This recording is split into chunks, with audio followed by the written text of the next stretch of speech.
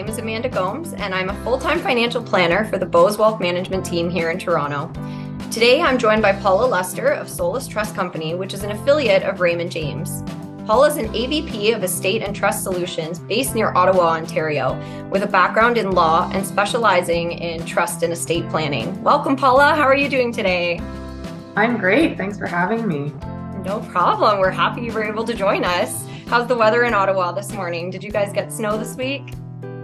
We had snow earlier the week, but this morning it was more rain. Supposed to go up to, I think, 10 degrees. So we're hanging in there trying to stay a bit warm. Yeah, it's hard this time of year. You know, it was a chilly one for Halloween, and we might have to bust the shorts out again this weekend. So I know, we'll see. Yeah. So we're here today to talk a little bit about estate planning and some of the common questions we hear from clients. Estate planning is a really complex issue and varies greatly from person to person. So can you tell me a little bit, how did you get into the trust and estates business? Yeah, I started out actually doing estate and family litigation. So I am a lawyer by background. And the reason why I was doing this type of litigation is because I said to myself, I really want to help people, help them at this really difficult time in their lives. And what I found was it was actually really difficult by the time it got to that stage to help. Families are already torn apart. The process in the courts is really slow. So individuals are spending a lot of money they didn't necessarily have, and suffering throughout the process. And we weren't really arriving at resolutions, at least not easily. And so I said to myself, I really would love to be more on the planning side or do some more educational awareness. And at that time, an opportunity fell into my lap to join a large bank-owned trust company. So I did that for a few years. And then when Raymond James started their own trust company, now called Solus Trust, I took the opportunity to move on over. And that's how I'm here. Awesome. Well, I know we've worked on some client issues in the past together. So one of the things I feel like whenever we bring up trusts in planning conversations, there's a lot of hesitation because people just don't really know enough about them. When might someone want to consider using a trust as part of their financial or estate plan? And are there different types they can look into? Yeah, absolutely. So one thing that's really important at the outset that I want to just make clear, there's a difference between using a trust, which is a legal structure, and using a trust company, which is a company, an organization that can act in certain roles. So we can talk about the trust company part later, but trusts basically are useful where you want to leave funds or an asset, a house, and so on for the benefit of someone, but they cannot control it for certain reasons. And so you name someone else, a trustee, to actually manage those assets on their behalf. And then you can set out the terms of how the trustee is allowed to manage those assets. So how much they're allowed to pay out every month, or you can leave it more to the discretion of the trustee to decide, well, what's in the best interests of this individual, how much to pay out every month, and maybe that varies.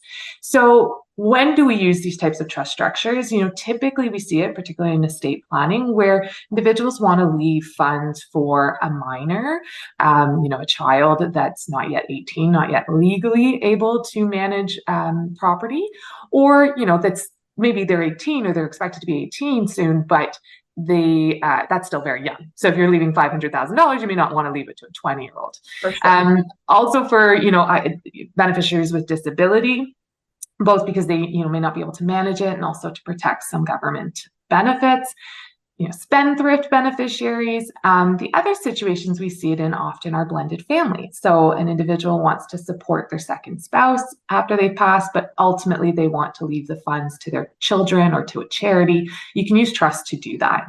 And then less common now, trust can be used for tax planning, but the government's really sort of cramp down on that. And so we don't see that as often. But we also, when it's used for tax planning, often it also goes in hand in protecting assets against creditors or marital breakdown. So those are all very valid reasons for why a person might want to use a trust. Okay, interesting. And so you mentioned that a trust is managed by a trustee. Now, is that the same thing as a power of attorney or a guardian, or what's the difference? So they are three different roles. So a trustee is responsible just for managing the trust assets. So a person's going to have their whole financial life. It might involve property that they own personally. It's going to involve things like paying their bills and talking to the accountant for their tax returns or their financial advisor. Trustee is not involved in any of that. They're involved only in the assets in the trust itself and in managing those and worrying about the tax return for the trust and so on.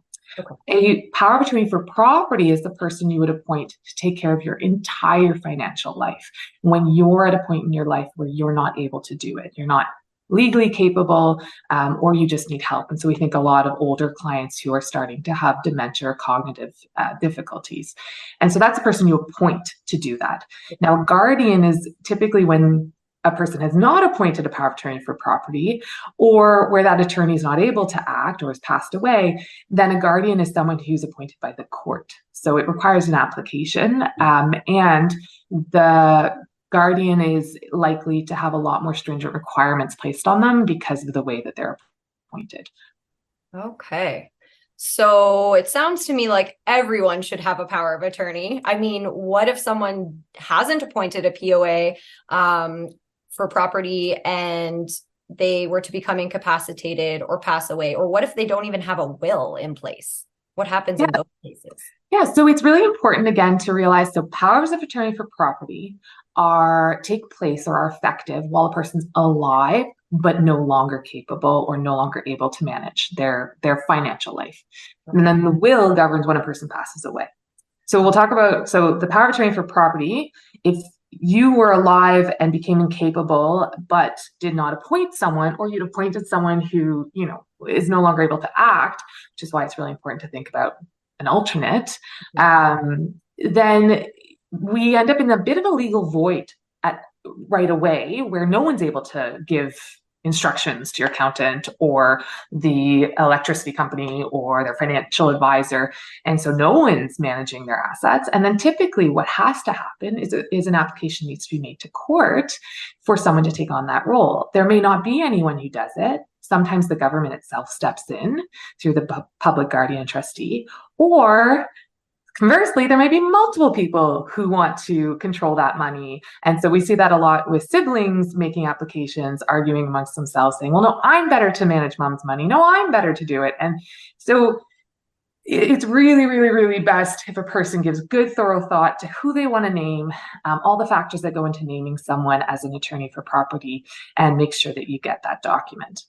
On the will side, when a person passes away, if there's no will, there's two things that happen. So first, there's no executor named in order to administer the estate. So again, we end up in a little bit of a void. The law does give priority to certain people, but it makes the administration of the estate that much harder. And then in terms of where the estate assets actually go, because you haven't said where you want it to go in a will, it's the law in that province that says where the assets go. So in Ontario, a lot of people might be very surprised to hear that if you died in a common law relationship without a will, your common law partner doesn't actually get anything.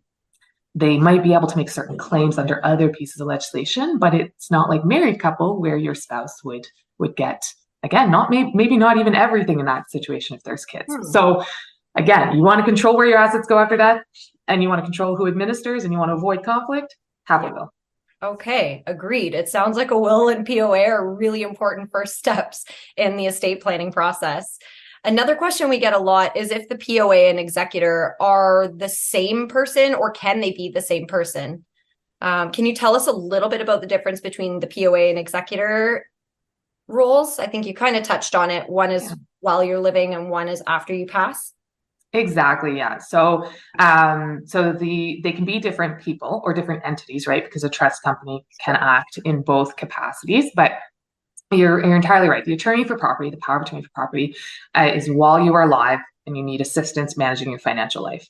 And again, financial life isn't just, the house that I own. We call it property, but we don't mean real estate. We mean everything. They can enter into contracts. They can pull all your money out from the bank, all of that type of stuff. So that's while you're alive. And then after you've passed, now it's the executor's job.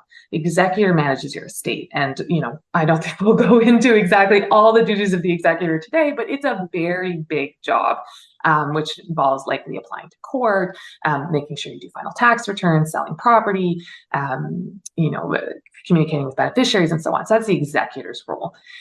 Like I said, you can name the same individual or entity, and a lot of the times it makes sense to, because in both situations, you're looking for someone who is available, has the time, has the sophistication to deal with that. Often someone who's neutral, who's really going to put your best interest and the best interests of the beneficiaries ahead of their own interests.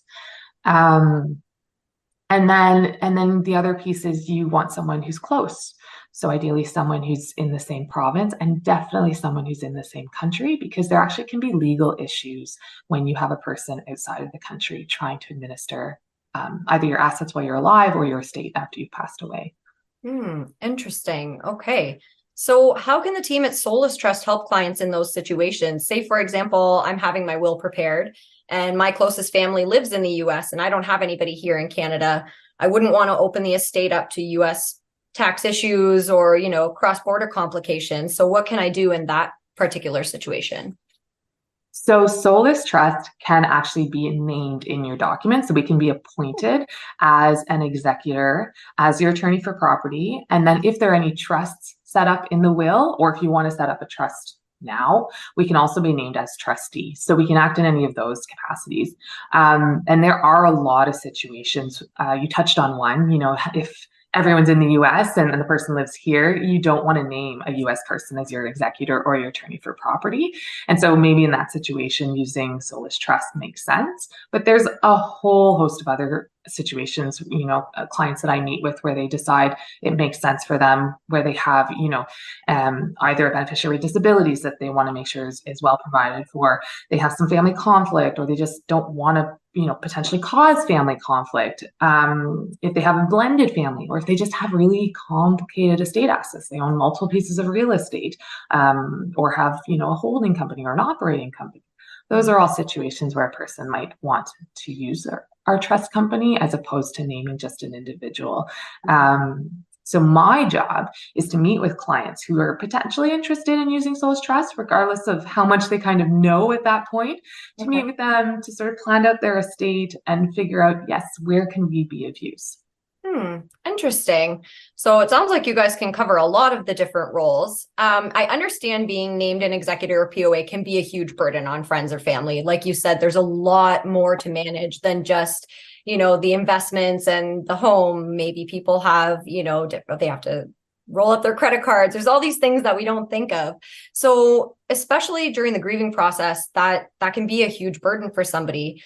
So what if you've been designated as a power of attorney or an executor for somebody and you feel like you can't fulfill that role or you don't want to fulfill that duty? Are you stuck with that because you've been named, or can Solus Trust still help in a situation like that? So absolutely, we can help in those situations. And a lot of the people I meet with are people who are now acting as an executor and they have no idea what to do and they're feeling overwhelmed. So in those situations, whether it's someone acting as an attorney for property or an executor or a trustee, we can actually either act on your behalf as under sort of like a contract. So we do all the work for you, but you're still the titled executor, attorney for property, or trustee. But we take on all the legwork, and that makes sure the job is done right. We can act as sort of that intermediary if there is some tension between the executor and one or more of the beneficiaries. And then the other piece is there's actually a lot of liability attached to executors, attorneys for property, and trustees. And a lot of people really don't realize that. They think it is just all about, closing the bills and selling the home, but you have to account for every little thing that you do. And if anyone comes and says, well, I think you did that wrong, and you can't sort of prove you did it by the books, or you can't prove why you paid that expense, or that it was reasonable to sell the house at this time for that price, then you can actually be forced to pay out of pocket. Because you are responsible for the value of the estate. And so we, as a trust company, can act on your behalf to do all of this, to paper it properly, to make sure that the risk of liability is significantly reduced. And then if a person says, look, that's not even enough, I just don't want any part of this, there are circumstances absolutely where we can actually take over So we can actually have an agreement and then apply to the court with that agreement so that we are the named executor, even though we weren't named in the document to begin with. Interesting. Well, that's great to hear. I'm sure that would be a relief for some people. Like I said, right from the very beginning, estate planning is such a complex topic that I'm sure we could dive into all day. We could probably create an entire series. But you've shared a lot of really great information with us today. There is a lot to digest here. If one of our listeners wanted to know more or had specific questions about their situation, how could they get in touch with you at Solus Trust? So first of all, if you're a client of Raymond James, you're welcome to reach out through your Raymond James advisor. If you're not yet a client of Raymond James, then you can reach out through the Bose Wealth team. You can also reach me directly at paula.lester@solustrust.ca. So more than happy, however the questions and the inquiries come through, more than happy to connect. This is really helpful, Paula. Thank you so much for your time today. Now I know where to go for all of my trust and estate planning related questions. Yeah, we'll sit down and do your estate plan next week. Exactly. And thank you very much to our listeners for joining us today on the Bose Wealth podcast. If you have questions about anything in this episode, you can reach out to our team or visit our website at www.brianbose.com. We look forward to working with you on a customized plan to provide you with financial peace of mind. Have a great day, everyone.